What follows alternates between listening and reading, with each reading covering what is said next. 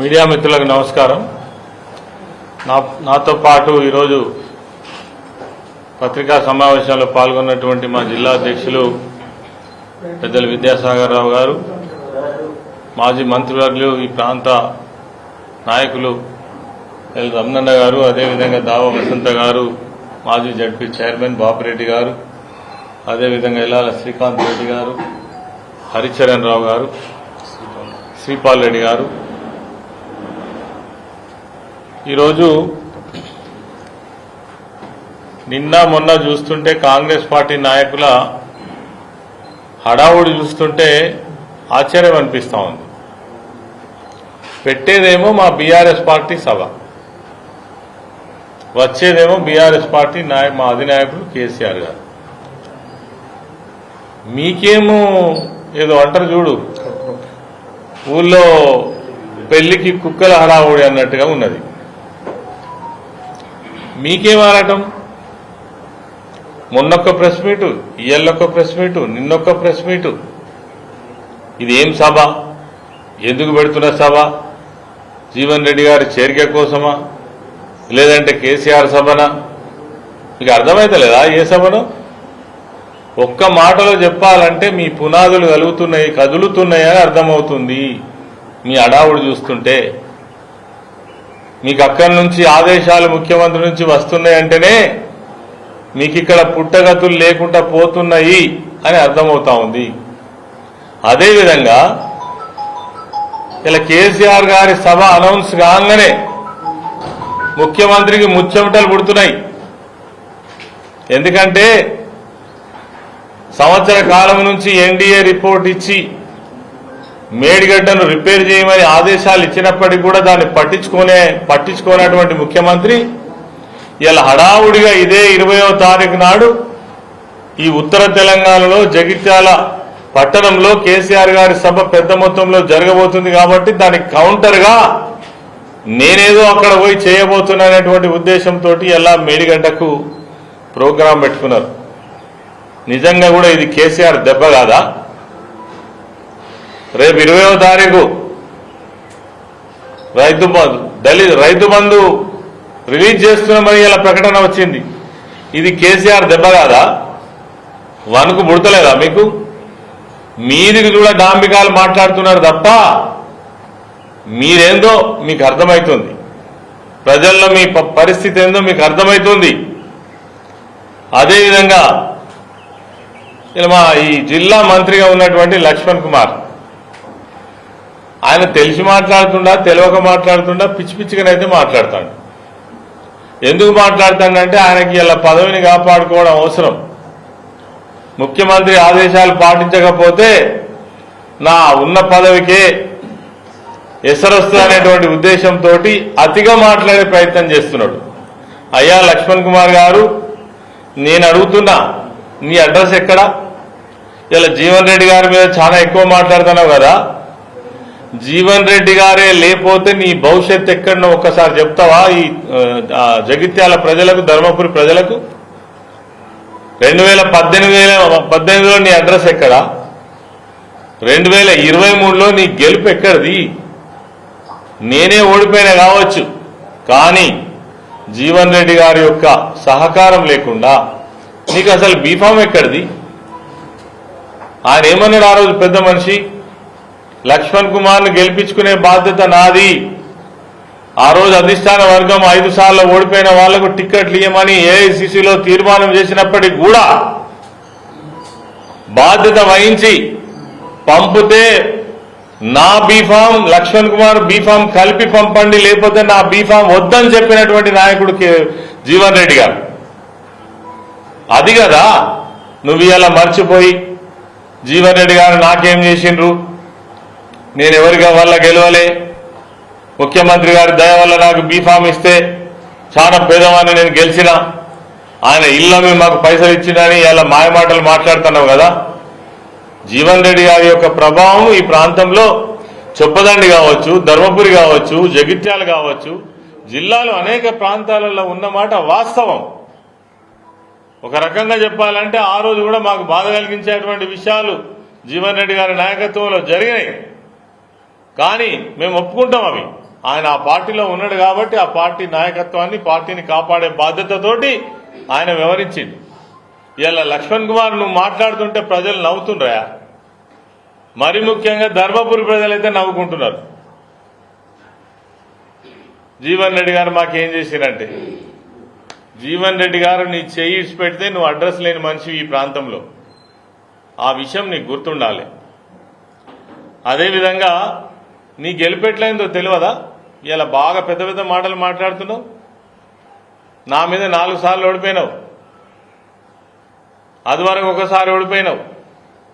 మొన్నటిసారి ప్రజలందరికీ ఏ ఊరికి పోయినా అడిగినా చెప్తారు, పెద్ద గడ్డం పెంచుకొని అంగి చింపుకొని ఈసారి ఓటేయకపోతే విషం తాగి చస్తా, మీ కంచంలో ఒక ముద్ద పెట్టుంది అని బతిలాడి కాలు పట్టుకుంటే కదా నేను గెలిపించిర్రు.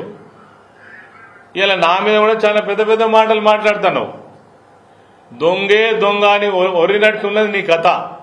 2.5 సంవత్సరాలు అయింది, నియోజకవర్గంలో ఏకాన పైసలు వేయలేదు, తట్టడి మట్టి పోయలేదు, ఎక్కడి పనులు అక్కడనే ఉన్నాయి. ఇంకా కొప్పుల ఈశ్వర్ ఏం చేసిండు 10 సంవత్సరాలని మాట్లాడుతున్నావు. లక్ష్మణ్ కుమార్ ఖబర్దార్, నేను చెప్తున్నా నీకు, నా వెంట నువ్వు కోరుకో. ధర్మపురి నియోజకవర్గంలో ఏదన్నా ఒక గ్రామం వస్తావా? దమ్మున్నదా? ధైర్యం ఉన్నదా? నీకు జ్ఞానం బుద్ధి ఉంటే, ప్రజలకు సంబంధించినటువంటి విషయాలలో పట్టింపు ఉంటే, నిజంగా ప్రజాప్రతినిధిగా ఆలోచిస్తే, ఇంకా మాతా శిశు ఆసుపత్రి 2.5 ఏళ్ళ ఇది ప్రారంభం చేసినావు కదా, సేవలు ఎందుకు ఇప్పటి వరకు ప్రారంభం కాలే చెప్తావా? సమాధానం ఉన్నదా అనేదారా? ధర్మపురి జగిత్యాల నియోజకవర్గానికి సంబంధించినటువంటి 30,000 ఎకరాలకు నీళ్లు వచ్చేటువంటి రోళ్లవాగు ప్రాజెక్టు 136 కోట్లతోటి నిర్మాణం చేసినాం. పని పూర్తి అయిపోయింది. షట్టర్లు పెట్టడానికి చేతనైతలేదు. నువ్వు మంత్రివా? నీకు పని చేయడం చేతనైతుందా? మేము ఇదివరకు పోయి నిరసన కూడా చెప్పొచ్చినాం. ఇక నువ్వు మాకు నీతులు చెప్పబడుతుంది. కొప్పుల ఈశ్వర్ ఏం చేసిండు, కొప్పుల ఈశ్వర్ ఏం చేసిండో ధర్మపురి నియోజకవర్గ ప్రజలకు తెలుసు, ఊరూరుకు తెలుసు. ధర్మపురి పట్టణాన్ని పట్టించుకున్నావా? దగ్గర 200 కోట్ల నిధులు వాపసు పోతుంటే కళ్ళల్లో వెళ్ళి చూసినావు తప్ప వాటిని ఆపినవా? పోయిన నిధులకు బదులుగా తెచ్చినవా? ఒక అగ్రికల్చర్ BSc అగ్రికల్చర్ కాలేజ్ తీసుకొస్తే దాన్ని వాపసు చేస్తావా? పోతుంటే చూస్తావా? పేద బిడ్డలు చదువుకుంటారు. ఈ గ్రామీణ ప్రాంతాలలో ఒక అగ్రికల్చర్ BSc కాలేజ్ కావాలని నేను సమ్మపల్లి ప్రాంతంలో తీసుకువస్తే దాని జీవో కూడా చూపిస్తే ఎక్కడ వచ్చింది? సోషల్ వెల్ఫేర్ మినిస్టర్గా నా ప్రాంతంలో ఈ పేద ప్రజల మధ్యన ఒక మంచి కాలేజ్ ఉండాలని తీసుకొస్తే దాన్ని వాపసు చేసినావు కదా. ఇక నువ్వు కూడా మాట్లాడితే ఏం మాట్లాడాలి మేము? అదేవిధంగా బీఆర్ఎస్ పార్టీ అట అవినీతి డబ్బులతోటి ఈ యొక్క మీటింగ్ నిర్వహిస్తున్నారట. అవినీతి గురించి లక్ష్మణ్ కుమార్ మాట్లాడితే మేము నవ్వుకోవాల్సి వస్తుంది. 30 సంవత్సరాల చరిత్ర కలిగిన కొప్పుల ఈశ్వర్ ఇప్పటికీ ఏ ఒక్క మనిషి అయినా, ఏ పార్టీ మనిషి అయినా చిన్న ఆరోపణ కూడా ఎదుర్కోలే. మేము 2.5 ఏళ్ళు కాలే దండుకుంటున్నావు. అసలు నువ్వు ఉన్నదే పైసలు సంపాదించుకోవడానికి. నువ్వు రోజువారీ కార్యక్రమమే డబ్బుల కోసం. ఇది అందరికీ తెలుసు. ఇక నువ్వు మాకు నీతులు చెప్తున్నావు. కాళేశ్వరం ప్రాజెక్టులో సంపాదించిన పైసలతోట ఈ మీటింగ్ పెడుతున్నమాట. మీ ప్రభుత్వం అవినీతి ప్రభుత్వం. ఎన్ని కుంభకోణాలు మీరు వచ్చిన కాంచెల్లి హైదరాబాద్లో హిల్ట్ పేరు మీద దగ్గర 9,000 ఎకరాల హిల్ట్ భూములు 5 లక్షల కోట్లకు సంబంధించినటువంటి మీ ముఖ్యమంత్రి కదా అవినీతి పరుడు. అదేవిధంగా కోడిగుడ్లను నువ్వు రాగానే మంత్రి కాగానే 5 రూపాయలు ఉన్నటువంటి 7.5 రూపాయలు చేసి 600 కోట్ల స్కామ్ కు పాల్పడ్డది నువ్వు కదా అవినీతి పరుడివి. నేను కూడా 10 ఏళ్ళు మంత్రిగా ఉన్నా, 5 ఏళ్ళు మంత్రిగా ఉన్నా. ఒక ఆరోపణ చూపిస్తావా? ఇయ్యాల కూడా నీ మీద ఈడీలో ఎంక్వైరీలో ఉన్నది. ఎన్నటికైనా అది బయటకు వస్తుంది, గుర్తుపెట్టుకో లక్ష్మణ్ కుమార్. సింగరేణి నిన్నగాక మొన్న మీరు సైట్ విజిట్ సర్టిఫికెట్ అని పెట్టి స్వయంగా ముఖ్యమంత్రి బామ్మర్దికే వేల కోట్లు కట్టబెట్టేటువంటి సింగరేణి టెండర్లలో కదా అవినీతి మీది. ఎక్కడ చూసినా అవినీతిమయంతో పనిచేస్తున్నటువంటి ప్రభుత్వం మీది. ఇచ్చిన వాగ్దానాలను తుంగల దొక్కి ప్రజలతోటి ఆటలాడుతున్నది మీరు. బ్రహ్మాండంగా 10 సంవత్సరాలు కేసీఆర్ గారి నాయకత్వంలో అన్ని రంగాలను అభివృద్ధి చేసి సస్యశ్యామలం చేసినటువంటి రాష్ట్రాన్ని సర్వనాశనం చేసింది మీరు. లక్ష్మణ్ కుమార్ ఒక ప్రశ్న అడుగుతున్న సమాధానం చెప్తావా? నీ సోషల్ వెల్ఫేర్ డిపార్ట్మెంట్లో ఉన్నటువంటి వందలాది గురుకుల పాఠశాలల్లో ఇప్పటికే 127 మంది పిల్లలు చనిపోయినరు. ఎందుకు చనిపోయినరో జవాబు చెప్తావా? అన్నం దొరుకుతలేదని రోడ్లు ఎక్కుతున్నారు. బెస్ట్ అవైలబుల్ స్కూల్స్ ఆనాడు 9,000 సీట్లుంటే 26,000 సీట్లకు పెంచి వాళ్ళ యొక్క ఫీజు కూడా 22,000 ఉంటే 42,000 చేసి దాన్ని ఎస్సీ ఎస్టీ బిడ్డల కోసం మేము చేసినాం. ఇలా అది ఎత్తేస్తానంటున్నారు. నువ్వు పోయి బట్టి విక్రమార్క కాళ్ళ ఎల్ల పడుతున్నావు కదా, అది పోతే నా ముక్కు మిండనున్నాడు ధర్మపురిలో నన్ను చంపుతాడు, ఆయన తెస్తే నేను బొడగొట్టిలో అవుతానని బతిలాడుకునేది నిజం కాదా? నీదో ప్రభుత్వం, నువ్వు మంత్రివి, నీదో సర్వీసు, నువ్వు మా మీద మాట్లాడు, అవి మేము వినుడు. సిగ్గుండాలి. జగిత్యాల పట్టణంలో సోషల్ వెల్ఫేర్ డిపార్ట్మెంట్ నుంచి నేను ఒక స్టడీ సర్కిల్ తీసుకువచ్చిన. ఒక బ్యాచ్కి 100 మంది పిల్లలకు ట్రైనింగ్ ఇచ్చి వాళ్ళకు ఉద్యోగ అవకాశాలు వస్తాయి. తాళం తీసినావా లక్ష్మణ్ కుమార్ 2.5 ఏళ్ల నుంచి? చేత కాదా?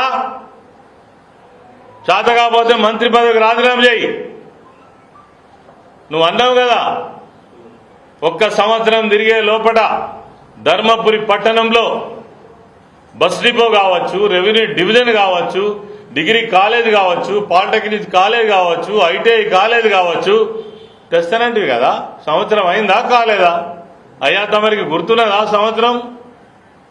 నువ్వే చెప్పినావు కదా బల్ల గుద్ది ముఖ్యమంత్రి ఎవరన్నా ఉండని అని. మాయమాటలు ఎప్పుడు కాదు, పనిచేసి చూపించుడు నేర్చుకో. ప్రజాప్రతినిధి అంటే ఏదో డోకాబాది మాటలు తెప్పి కాలం వెళ్ళదీసుడు కాదు. 2.5 ఏళ్ళైంది. ఏం చేస్తేవి? నీ మార్క్ చూపిస్తావా ధర్మపురిలో? నేనున్నడాడు 32,000 చెక్కులు సీఎం రిలీఫ్ ఫండ్. ఆపదలో ఉన్న మనిషిని ఇట్లా నిమిషాల మీద ఆదుకున్నాం. ఏమైపోయింది? ఇవాళ ఒక్క సీఎం రిలీఫ్ చెక్కు లేదు, పేదవాళ్ళకు అండదండ లేదు, ఎల్ఓసి అనేటువంటి సిస్టమే ఖతమైపోయింది. ఎక్కడున్నటువంటి అభివృద్ధి అక్కడనే ఆగిపోయింది. ఇలా మేమేదో మీటింగ్ పెట్టుకొని జీవన్ రెడ్డి గారి చేరిక సందర్భంగా కావచ్చు, మీ 2.5 సంవత్సరాల ప్రభుత్వం యొక్క ఫెయిల్యూర్స్ కావచ్చు, మీరు ప్రజలను గోసపెచ్చుకుంటున్నటువంటి విధానాన్ని ఇలా పటాపంచలు చేయడం కోసం కేసీఆర్ గారు సభ పెడితే మీకేదో ఉలిక్కిపాటు వస్తున్నది. నీకెందుకా ఉలికిపాటు? అది చిన్న గ్రౌండ్, వాళ్ళ 20-25 వేల మంది కంటే తక్కువ పడతారు, 1,00,000 మంది ఏడికి వస్తారు అంటారు. అరే మేము 1,00,000 మంది వస్తామా, 25,000 మందివా? నీకెందుకా? దీన్ని బట్టి అర్థమయ్యేది ఏంటంటే మీకు వణుకు పుడుతుంది. ఈ ప్రాంతంలో మీకు పుట్టగతులు లేకుండా పోతాయనేటువంటి ఈ ఆలోచనలో అనుమానంలో పడ్డారు.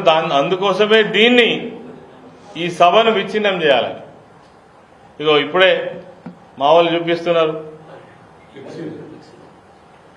ఈ ఫ్లెక్సీలు చింపుతారా? తర్వాత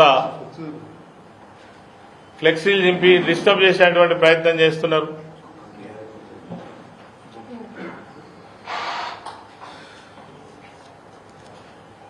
ఈ ఫ్లెక్సీ చింపి డిస్టర్బ్ చేసే ప్రయత్నం చేస్తున్నారు. అదేవిధంగా ఇలా ప్రజల్లో మాత్రం కేసీఆర్ గారిని చూడాలని, కేసీఆర్ గారు చెప్పేటువంటి మాటలు వినాలని, ఈ ప్రభుత్వానికి వ్యతిరేకంగా మా పక్షాన మాట్లాడేటువంటి ఆ మాటలు వినాలని ఇలా ప్రజలు ఉవ్విళ్ళూరుతున్నారు. ఎప్పుడెప్పుడు కేసీఆర్ గారు వస్తారా, అప్పుడప్పుడు మేము సభకు వెళ్లాలనేటువంటి ఉత్సాహంతో ఉన్నారు. ఎవరిని ఆపినా ఆగే పరిస్థితి లేదు. ఒకవైపు ప్రజల్లో ఈ పరిస్థితి ఉంటే కాంగ్రెస్ నాయకులకు మాత్రం వాళ్ళు చాలా చాలా అభివృద్ధి చేసిండ్రట, మేమేం చేయలేదట. ఆ గొప్ప చెప్పుకోవడానికి రోజు ప్రెస్ మీట్ల మీద ప్రెస్ మీట్లు పెడుతున్నారు. చూస్తాం ముందట కూడా ఇంకా చాలా విషయాలు మాట్లాడతాం, వట్టిగానే వదిలిపెట్టాం, అడుగడుగున వెంటాడతాం. మీ అవినీతి భాగవతం కావచ్చు, మీ అభివృద్ధి నిరోధకమైనటువంటి చర్యలు కావచ్చు, మీరు చేస్తున్నటువంటి హరాస్మెంట్ కావచ్చు, డెఫినెట్ గా ప్రజాక్షేత్రంలో ప్రశ్నిస్తూనే ఉంటామని ఈ సందర్భంగా తెలియజేస్తూ బ్రహ్మాండంగా ఈ సభ సక్సెస్ అవుతుంది. ఈ సభ తర్వాత మీకు చాలా చాలా చాలా చాలా విషయాల మీద మీకు క్లారిటీ వస్తుందని కూడా ఈ సందర్భంగా